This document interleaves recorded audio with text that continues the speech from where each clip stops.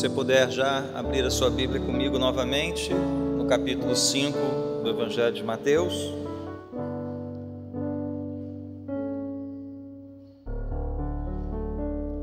As crianças receberam hoje uma folha totalmente em branco. Pensem em 3 divisões aí na sua folhinha, tá?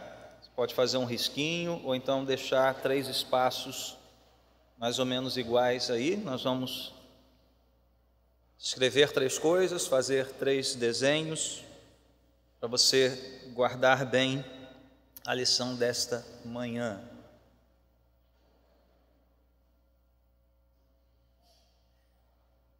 Se você fizer uma lista de 8 coisas que mais deseja ver desenvolvidas em sua vida, quais seriam estas coisas?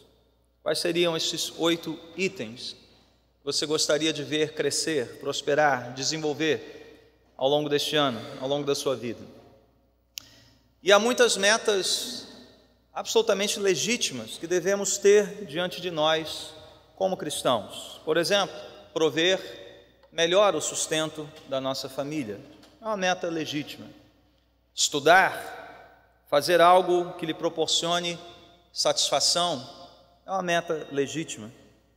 Visitar lugares que lhe proporcionem descanso ou cultura, é você crescer, ver a história com seus olhos, talvez, é uma meta bastante legítima, algo aceitável, bom. Há muitas outras que você pode colocar na sua lista. Mas eu pergunto, será que a sua lista incluiria pobreza de espírito, humildade, fome e sede de justiça, um espírito pacificador, ou mesmo a disposição de sofrer perseguição por Jesus? Será que a sua lista incluiria isso? Pois bem, se as bem-aventuranças são, como dissemos no domingo passado, o manual da verdadeira satisfação, alegria e plena realização do cristão, daquele que pertence ao reino de Deus, do cidadão do reino de Deus, se elas são de fato um retrato do que nós deveríamos ser como cristãos, como cidadãos do reino, nós devemos concluir que estas são as características que você deve procurar desenvolver na sua vida. Esta é a sua lista principal. Aqui está um roteiro de oração. Senhor, faz-me isso. Faz-me alguém conformado a Ti, pois esse é um retrato do Senhor Jesus. Faz-me crescer até que eu atinja a estatura do varão perfeito, Jesus Cristo.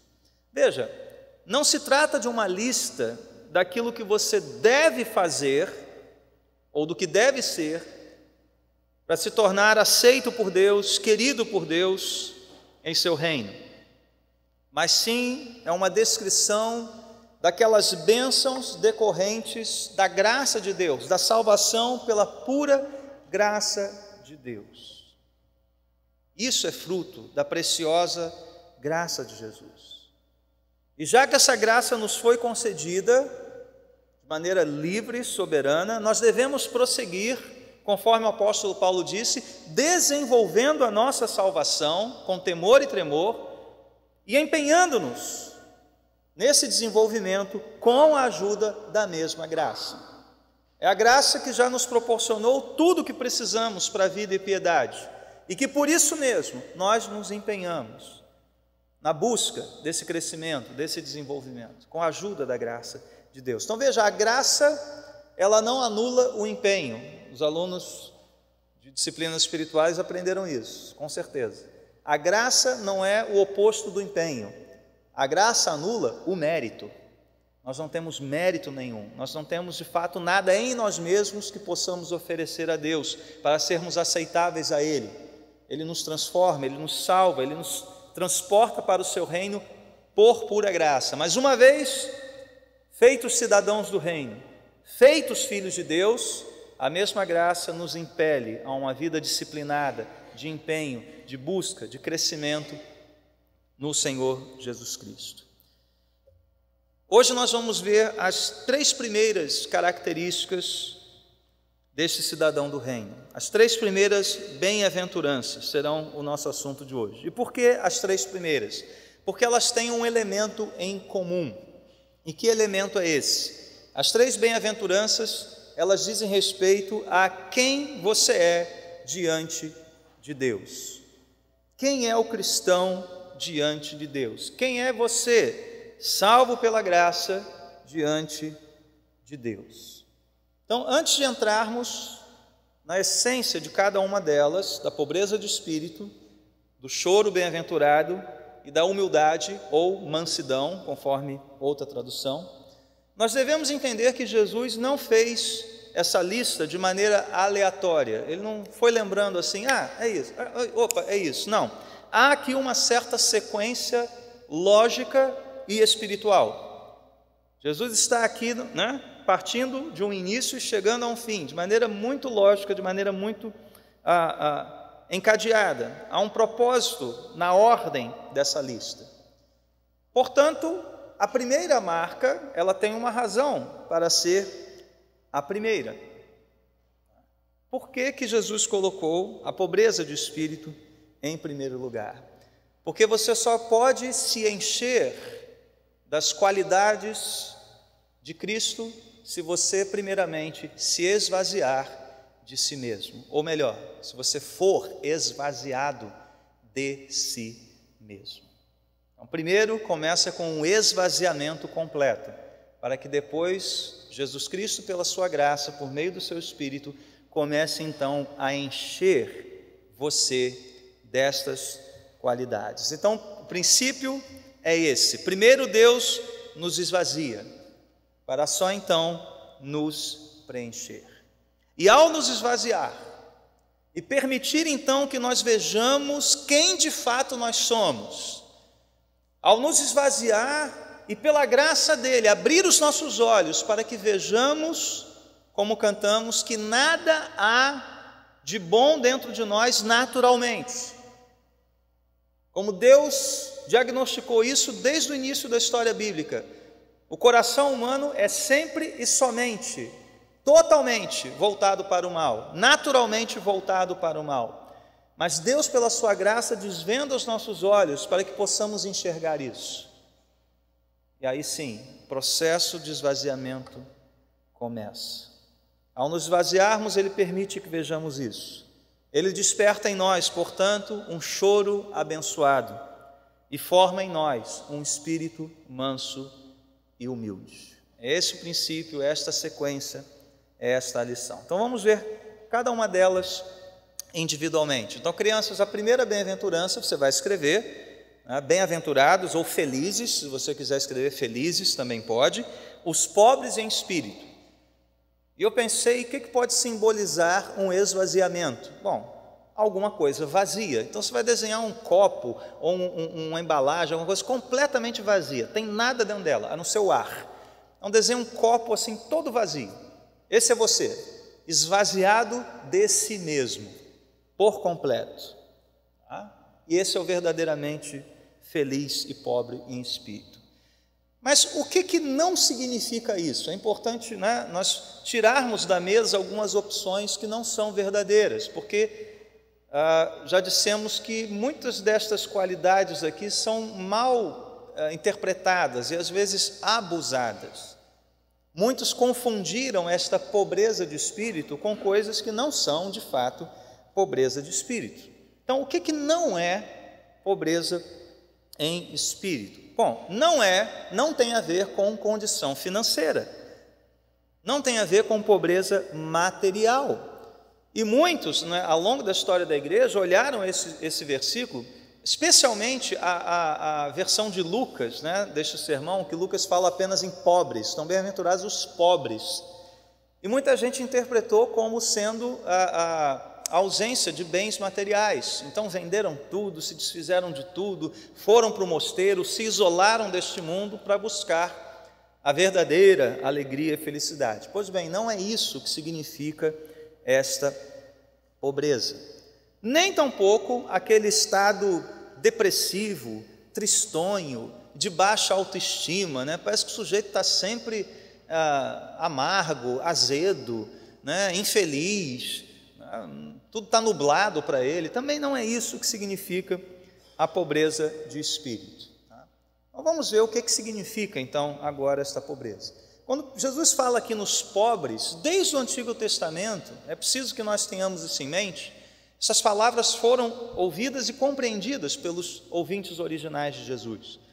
A pobreza no Antigo Testamento, embora possa se referir aos materialmente pobres em alguns momentos, na maioria dos casos em que vemos esta palavra no Antigo Testamento, ela se refere àqueles que percebem a sua condição de absoluta necessidade de Deus. Aqueles que só têm Deus para buscar como seu refúgio e salvação.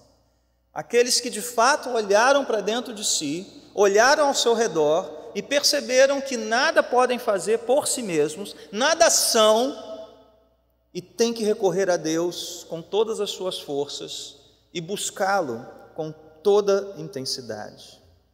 Então, quem são de fato os pobres em espírito? São aqueles que tiveram seus olhos iluminados por Deus, para perceberem o seu estado caído, miserável, separado de Deus por causa dos seus pecados, e que, portanto, reconhecem que nada podem por si mesmos, não podem por si mesmos permanecer na presença de um Deus santo. A única esperança do pobre em espírito é a misericórdia de Deus, e nela ele se lança por completo. Por completo. Ele sabe que não tem nada a oferecer ao Senhor, a não ser os seus pecados, para que o Senhor os perdoe e tenha misericórdia dele. É assim que nós somos, irmãos. Alguém que vem a Deus com mãos vazias. Só temos o nosso pecado a apresentar ao Senhor e clamar: Senhor, perdoa-nos, tem misericórdia, esvazia-me de mim mesmo. Então a pobreza em espírito fala desse esvaziamento de toda autojustificação, de todo orgulho, de todo mérito pessoal. E para sermos verdadeiramente cristãos e experimentarmos esta alegria no Senhor, é necessário que nós sejamos confrontados com a nossa real condição diante de Deus e que respondamos a isso com um pedido claro de misericórdia, não com orgulho, não com a tentativa de negociar com Deus.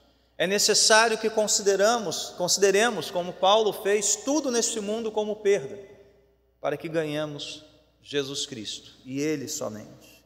Então, o pobre em espírito é aquele que clama, como Isaías: ai de mim, sou um homem de lábios impuros, que habita no meio de um povo de lábios impuros. É aquele que exclama como Paulo: desventurado homem que sou, quem me livrará do corpo dessa morte? É aqueles que sabem que não vão entrar no reino, apresentando justificativas do que fizeram, do que conquistaram. Não, eles sabem que um dia chegarão lá e dirão: Senhor, é por tua causa, somente pela tua causa, pela tua misericórdia. Só esses podem entrar no reino dos céus, pois é essa a promessa: deles é o reino dos céus. Então eu te pergunto nesta manhã: é assim que você se vê diante de Deus? Ou talvez você imagine que andar com Jesus, que ser um cristão, é algo bom, moralmente desejável, mas dizer que nós somos radicalmente depravados e pecadores, merecedores da ira, é um exagero. É assim que você pensa? Ou você está convicto de que é isso que nós merecíamos da parte de Deus? Não a sua graça e misericórdia, mas sim a sua ira, seu desprazer. Qual é a sua condição diante de Deus? Você reconhece que tudo que você é, que tudo que você tem hoje é obra dele, da sua graça? Para que o Espírito possa sondar o nosso coração hoje, permitir que examinemos o nosso coração diante dele, para saber se estamos crescendo na pobreza em espírito. Esse é o processo de esvaziamento. Qual a consequência disso? Qual é a consequência natural de nos vermos como completamente perdidos diante de um Deus santo? Qual é a consequência natural de nos vermos como completamente insuficientes diante de um Deus todo-poderoso? A segunda bem-aventurança nos mostra isso. Então, crianças, vocês podem escrevê-la: bem-aventurados os que choram, ou felizes os que choram, e desenhar, uma lágrima ou um olho, chorando assim. Este é o choro bem-aventurado. Mas, pastor, os felizes choram? Choram. Não, isso não é nenhuma surpresa. Quantas vezes você já não chorou de alegria? Os pais, quando seus filhos nasceram, quando vocês receberam uma notícia tremenda, quando testemunharam Deus fazendo algo na vida de alguém, vocês não choram de alegria? Por que não? Esse é um choro alegre, esse é um choro de alegria. Mas como esse choro é um choro bem-aventurado? Que choro é esse do qual Jesus nos fala? Ao sermos confrontados com a nossa real condição pecaminosa e nos lançarmos por completo no oceano da misericórdia de Deus, não há nada que possamos fazer a não ser chorar pelos nossos pecados. Portanto, não se trata aqui de uma emoção provocada por algo triste. A pobreza que Jesus descreve na primeira bem-aventurança é a pobreza no espírito do cristão. Da mesma forma, essa tristeza, esse choro registrado na segunda bem-aventurança é aquela tristeza no espírito causada pela pecaminosidade que reside em nós. Eu gosto de uma fala do pastor Heber Campos Júnior que diz o seguinte: o cristão é aquele que fez a viagem interior e não gostou do que viu. Normalmente as religiões orientais, nesses processos de meditação, vá para o seu eu interior, descubra-se. Pois bem, o cristão já fez essa viagem interior e não gostou nada do que viu. Quando ele volta dessa viagem interior, ele só tende a chorar, porque só vê dentro dele algo que não agrada a Deus. Ao descobrir a sua completa miséria, o cristão aprende a lamentar esta miséria. E não apenas a sua própria, porque esse choro seria então um choro muito individualista, não é verdade? Mas ele passa a lamentar a miséria de todos aqueles que ainda não se enxergaram diante de Deus. A miséria do próximo, que está cativo, escravo do seu pecado. Foi assim que o Senhor Jesus fez, por exemplo, na morte de Lázaro. Ele não chorou ali por Lázaro, ele chorou por ver a incredulidade daqueles que estavam ao redor do túmulo de Lázaro. O Senhor da vida estava ali, aquele que é a ressurreição e a vida estava ali, e eles estavam chorando a morte. E Jesus chora pela condição espiritual daquelas pessoas. Jesus chora sobre Jerusalém, ao lamentar que aquela cidade que viu o rei, testemunhou a obra de Cristo na salvação, na cura, nos milagres, e no entanto é a mesma Jerusalém que no passado matou os profetas, rejeitou a Deus. Jesus chora pela miséria alheia. Você tem chorado pelos que se perdem, você tem chorado pelo seu próprio pecado. Mas tem aqui uma armadilha da qual nós devemos escapar. Essa marca pode ser facilmente falsificada. Todas elas, diga-se de passagem. A pobreza em espírito pode tomar aquela forma de um apego à miséria material, aquela postura de baixa autoestima da qual falamos. E mesmo esse choro, ele pode ser falsificado, você pode ser enganado em seu coração. O choro, ele pode ser motivado não pela angústia causada pela falta de santidade, mas pelo medo do castigo. Isso não é desejável.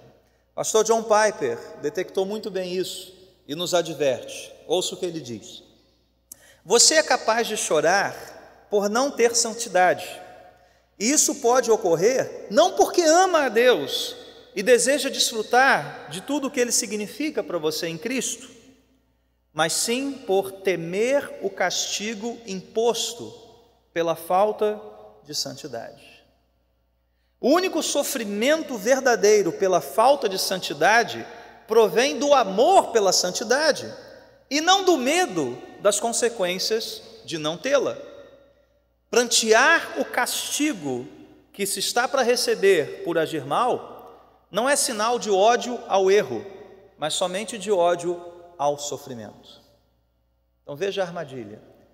Nós podemos chorar, mas não por amor a Deus, não por amor à santidade de Deus, não por um apego à santidade que Ele quer formar em nós, mas tão somente por um medo do castigo merecido. E isso não é desejável, esse não é o choro bem-aventurado.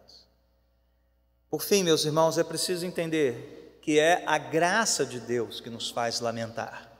Sim, a lei de Deus tem um papel fundamental nesse processo.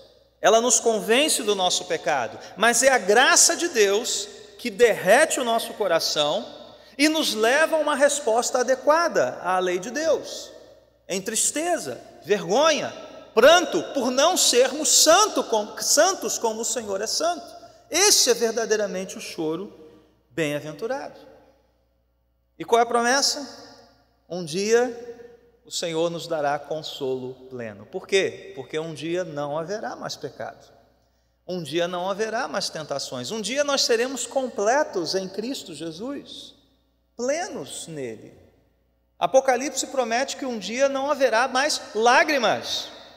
Não haverá mais. Não haverá por que prantear. Por quê? Porque seremos completos em Cristo.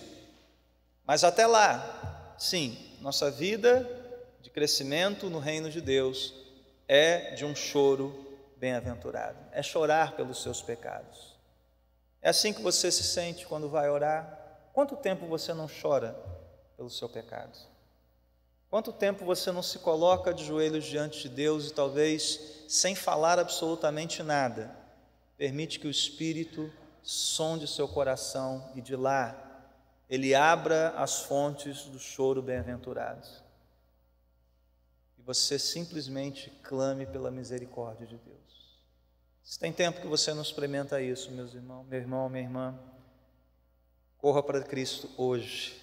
Reconheça quem você é diante dele ainda hoje, para que Ele novamente embace os seus olhos com o choro da alegria, o choro bem-aventurado, o choro pela sua condição pecaminosa, mas aquele choro que recebe desde já o consolo do perdão de Deus, da certeza de que aquele que confessa o seu pecado, Jesus Cristo é fiel e justo para perdoar e nos purificar de toda injustiça. E por fim, os humildes ou os mansos.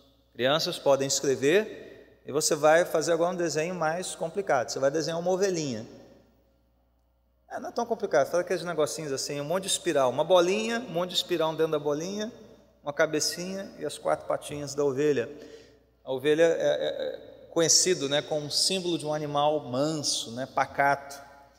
A gente brinca até entre nós crentes, não, fulano é ovelha. O que quer dizer? É tranquilo, ele se submete à liderança, ele não é rebelde, né? Não, fulano é ovelha. Ele aceita o pastoreio, é uma pessoa mansa, uma pessoa humilde. O que quer dizer esta bem-aventurança?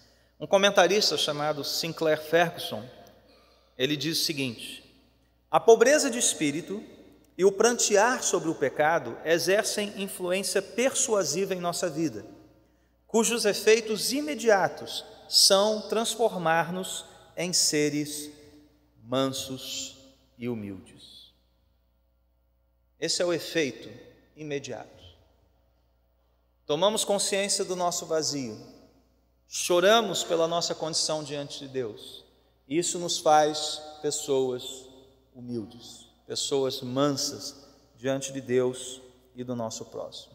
Mas novamente, o que não é isso? O que não é mansidão? Como é que a gente confunde essas coisas? Bom, não é fraqueza, não é indolência, não é complacência e nem tampouco gentileza. Tudo isso, né? Gentileza principalmente é muito bom, tem o seu lugar. Fraqueza não, indolência muito pouco. Fulano é manso, porque não faz nada, né? Nunca fala, sempre quieto. Não, isso é indolência, isso é às vezes preguiça, isso é falta de iniciativa. Não é isso que Jesus fala ser a mansidão. Veja, Moisés era um homem manso e enfrentou Faraó e foi líder de um povo. João Batista era manso e foi aquele que na cara dos fariseus disse: raça de víboras. É um homem ativo, um homem enérgico. Jesus era manso e, no entanto, repreendeu e revirou aqueles vendilhões do templo, né? Virando suas mesas, condenando veementemente aqueles que faziam da casa de oração um covil de ladrões. Então, mansidão não tem nada a ver com falta de energia, falta de iniciativa. Não, muito pelo contrário. A mansidão é uma virtude que tem a ver com fortaleza, com um caráter de fibra, com aço, com força que o Senhor nos dá. É uma virtude que flui naturalmente das outras duas, mas que reconhece quem de fato nós somos à luz da santidade de Deus e da nossa pecaminosidade. O humilde é aquele que tem uma tal força de caráter que faz com que ele se desnude, se livre de todo orgulho próprio e até mesmo dos seus supostos direitos, das suas reivindicações. Veja, Jesus não se apega ao fato de ser Deus, mas o que diz a palavra ali em Filipenses 2, ele se humilha. A mesma raiz da palavra humilde. Então, você quer ser humilde? Prepare-se para se humilhar e ser humilhado, e fazer-se menos e descer um degrau, em ser moído, amassado, achatado por Deus. Aí sim, a verdadeira humildade vai ser formada dentro de nós. Martin Lloyd Jones escreveu o seguinte: o manso, ele não considera todos os seus legítimos direitos como algo a ser exigido, especialmente em nossa época, né? Eu tenho direito, onde estão os meus direitos? Eu posso, eu sou isso, eu sou aquilo. Ai de você se ficar na minha frente. Pergunta é: onde é que estão os mansos? Onde é que estão os humildes? O manso não considera todos os seus legítimos direitos como algo a ser exigido. Ele não faz exigências quanto à sua posição, aos seus privilégios, às suas possessões e à situação na sua vida. Interessante notar que essa foi uma qualidade que Jesus expressamente atribuiu a si mesmo, né? Ele disse: eu sou manso e humilde de coração, portanto, aprendam de mim. Lembram? Cristo é o mestre, mas ele também é o currículo. Então, aprendermos de Cristo é sermos humildes como Cristo. Negligenciar a humildade é, portanto, afastar-se de Cristo e do seu caminho bem-aventurado. Meus irmãos, para encerrarmos essa manhã, nós sabemos que o mundo aplaude pessoas cheias de si, pessoas proativas que exigem as coisas, que vão lá, enfrentam tudo, pessoas que parecem ter uma noção, né, de si mesmas. Eu posso, não todas as coisas naquilo que me fortalece, mas eu posso todas as coisas por mim mesmo. Esses são os aplaudidos, esses são os gurus da nossa época, esses são os homens do coaching, do treinamento. Você pode, você consegue, você tem o seu potencial. E como o cristão anda no caminho oposto dessa cultura? O cristão é aquele que reconhece: não, eu não sou nada, eu não sou ninguém. O que eu tenho, o que eu sou é pela pura graça de Deus. Eu já me reconheci como um miserável diante de Deus. Eu já sei quem eu sou. E agora eu me coloco diante dele e dele somente. Não tenho nada em mim mesmo. Meus irmãos, o Evangelho, ele abate toda a nossa autoconfiança, o Evangelho abate toda a nossa justiça própria, o Evangelho abate todo o nosso orgulho, porque o Evangelho tem a ver com aquele que não se apegou ao fato de ser Deus, mas veio para servir e dar sua vida em resgate de muitos. Isso é o Evangelho, foi o que Cristo fez por nós e o que Cristo quer formar em nós pela sua graça. Então, se hoje nessa manhã você, como eu, ao longo dessa semana se sentiu reprovado por Deus, ao ler logo as três primeiras lições da escola do discipulado de Jesus, falei, meu Deus do céu, minha nota não foi boa. Arrependa-se, arrependa-se, arrependa-se de tentar ser cheio de si, dono de si. Reconheça quem você é diante de Deus. Há perdão para esse pecado também. Há renovo e restauração para todos aqueles que se humilham na presença de Deus. Humilhem-se sob a poderosa mão de Deus e um dia Deus se exaltará. Um dia os verdadeiros humildes, mansos e os que choram durante essa vida experimentarão a honra, o pleno consolo da parte do Senhor. Até lá, meus irmãos, orem, se arrependam, se examinem e confiem em Cristo. Confiem em Jesus Cristo. Amém? Vamos orar então. Senhor Deus, te agradecemos por essas palavras, de fato bem-aventuradas. À primeira vista, duras, inacessíveis, inatingíveis, Senhor.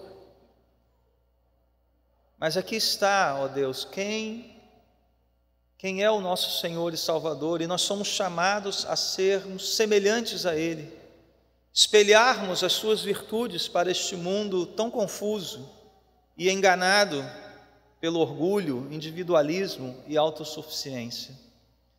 Ó Deus, forma em nós estas qualidades de Cristo. Forma em nós, Senhor, uma pobreza em espírito. Dá-nos o privilégio de chorarmos e lamentarmos pela nossa condição. Forma em nós, ó Deus, um espírito humilde e manso. E perdoa-nos, Senhor, se não temos nos empenhado nisso. Perdoa-nos, ó Deus, se temos sido levados por esta cultura que promove bem-estar, que promove, Senhor, uma visão mais alta de si mesmo. Perdoa-nos, ó Deus, e faze de nós verdadeiros cristãos, bem-aventurados, os felizes cidadãos do Teu reino. Nós oramos em nome do Senhor Jesus. Amém.